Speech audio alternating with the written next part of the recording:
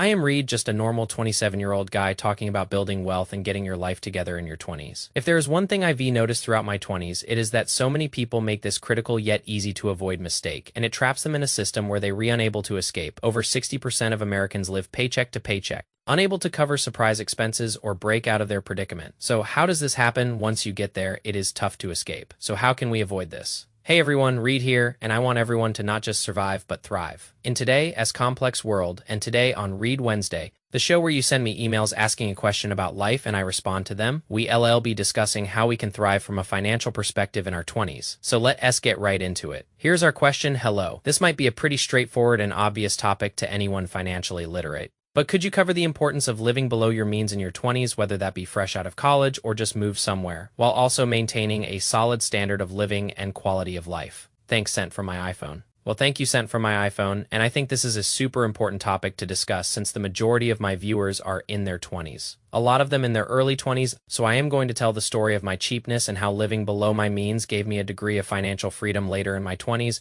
enough to quit my job without another lined up. It is so important to be cheap when you are young, especially before you adopt major responsibilities like a house and a partner and family and things like that. So first I want to discuss why it might be a little tougher for our generation. It is no secret that our generation has some challenges that are unique to us. Student loans are nuts, the prices are through the roof in American universities, inflation is worse as it has been in decades. Although it has come down a little bit, but especially 2 years ago we had historically high inflation. The job market's been a little bit brutal too for the last 2 years. So with this, it is no surprise that 60% of Americans live paycheck to paycheck. So let us go over some major expenses for your average American. First, we got a car payment between $525 for a used car and $734 for a new car. For housing, an average of about $1,700 for rent or $1,800 for mortgage. Discretionary spending, which is basically anything that goes beyond a need, and now it is a want. So things like travel, things like entertainment, things like buying clothing, that is like beyond your basic needs, things like that. So that is about $567 per month. So in terms of these payments, they read pretty high. A car payment. ILL fight anyone to death on this. You don't need to be paying between $500 and $700 a month for a car. But the general picture here is that Americans are spending a lot of money here, like too much money. And once you settle down and have a family, your expenses skyrocket. So it is very important to pay attention to this, especially if you are before that point in your life. I've been a cheapo most of my life. It just kind of comes natural to me. I have zero inclination to spend money excessively. It has given me so much freedom and so much of my life. And a lot of that is due to, and I am going to say it, due to my decisions growing up in my 20s, I've seen so many people make dumb financial decisions. Buying a $50,000 car when you are 22, making your rent $3,000 to live in a cool place when you could easily be paying $1,500. Buying fancy clothing. One of my friends spent $8,000 on a fancy new couch when mine I got from a garage sale for nothing other than the labor of moving it out of there. And a lot of people do spend on dumb and unnecessary things, and that is the key word, unnecessary. It is not needed. You can get the job done with much less. So I graduated college and lived pretty cheaply throughout college while working internships. And when I graduated, I was making a pretty good salary, about $75,000 a year, which is much more than I'd ever made in my life up to that point. So instead of balling out, which is what almost everyone did when they graduated and got that money, what did I do? Instead of getting a nice apartment, I continued living in my college town in a house with 6 people, and my rent was $500 a month. The first car I bought when I graduated was about $4,800, which I paid in cash. It was old, it had 100,000 miles on it, but it was well taken care of. And before that, each of my cars cost less than $1,000 because I just wanted a car, with hundreds of thousands of miles that got me from point A to point B. And because of that, I've never had a car payment. I mostly ate at Qdoba and Chipotle and whatever single-digit meals I could make or get my hands on. And due to this, I was able to save and invest and save and invest. And then COVID hit and I moved back in with my parents for a stint of about 2 years. And then earlier this year in 2024, I also spent another stint moving back in with my parents. I've never had a car payment. And due to my living decisions, my rent payments have been minimal outside of 2 years living in the city of Milwaukee when my rent was $1,500. I was really only paying for the essentials like food, internet, gas, and electric, and eventually travel. So let us do the math here. I was making good money as an engineer, as a software engineer, and living very cheaply, with no family, minimal rent, no car payment, basically just the necessities. This allowed me to save and invest tens of thousands of dollars per year throughout my 20s. And as the stock market boomed from 2019 to present day, this turned into hundreds of thousands of dollars in savings and investments throughout my 20s. And I didn't do anything special. I just made a solid salary and I was a cheapo. It is doable. Now, can I retire? No, absolutely not. Definitely not in America at least. But can I take surprise expenses? Yes. Can I quit my job for like a year without worrying about money at least? Right now, Yes, I can, and I did. Now, I am still a little bit stressed about money at times because I no longer have a salary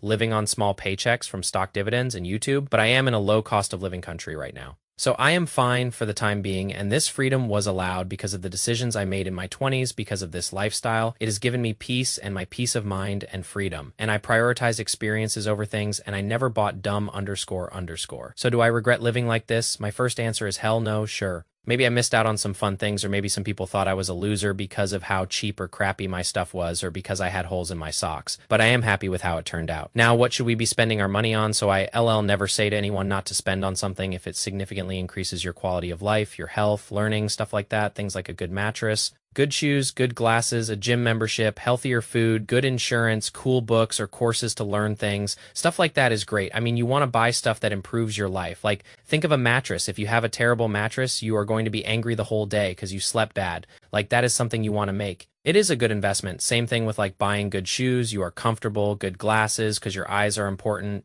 stuff like that. I would also prioritize paying for experiences, not things like you remember the adventures you went on. You remember visiting that one country or going on this trip with your buddies. You are not going to really care that you bought a car that was $50,000 instead of $20,000. Excessive spending seems to be very common on things like cars, rent, and that kind of stuff. So I would say buy a safe, reliable used car with tens of thousands of miles. I would do hundreds of thousands of miles. That is what I bought, but you do get a lot of repairs and stuff. When it comes to those older cars, but just don't go overboard, it'll be much cheaper if you buy a used car than a new car, and it'll do the job. In terms of rent, I do recommend living with roommates early on as long as you get along with them and you live in a safe place, and don't go overboard if you don't need to. I mean, some of my friends have gotten just out of control with their crazy high rent prices just because they made money, they thought they could spend it, now they have no savings, and they the same age as me. And also, if you decide to buy a house, get a mortgage, it can be a bad investment if you overstretch yourself. And don't set aside expenses for maintaining the house, like all that is on you. So a lot of people make the mistake of buying too much house, and now it becomes this liability for them, as opposed to if you are not really sure where you are going or you don't really have the down payment to make on a house. You might want to just continue renting in the meantime in terms of discretionary spending.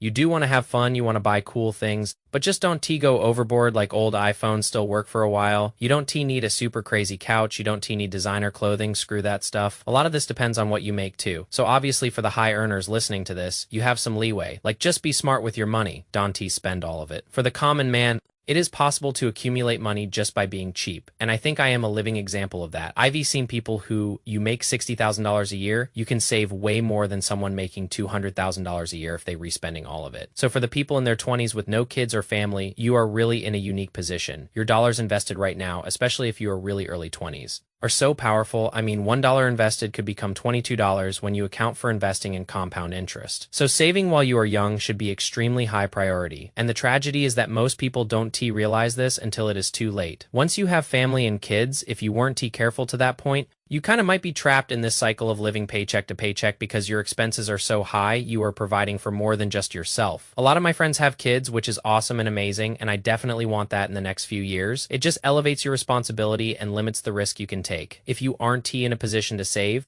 you've got to try your best to either cut back expenses or if you can, do that in a healthy way. Try to upskill, learn something new, try to figure out something where you can make a little bit more money or maybe even a side hustle. Like YouTube, the best thing to do though is to avoid getting in that cycle in the first place. It is still possible to escape once you get there, but it is just much more difficult than preventing it in the first place. Here are some numbers that should scare you. Anything you spend just $19 per week on adds up to over $1,000 per year, so think of that Starbucks coffee you get. Or maybe you have a fancy cocktail or a couple of beers on the weekend, that adds up. And imagine how much if you could save thousands of dollars per year, how much that adds up over the long term. And here's another one. If you invest just $100 per month starting at age 22, by the time you are in your 60s, this adds up to $500,000. Now, if you bump this up to $200 per month, which is again, relatively small number to do, you have almost $1 million if we just have the same stock market returns that we've always had. So what seems like small numbers, and I can go into this on a more in-depth investing video, but what seems like a small amount of money over time adds up in compounds and just becomes huge after a while. So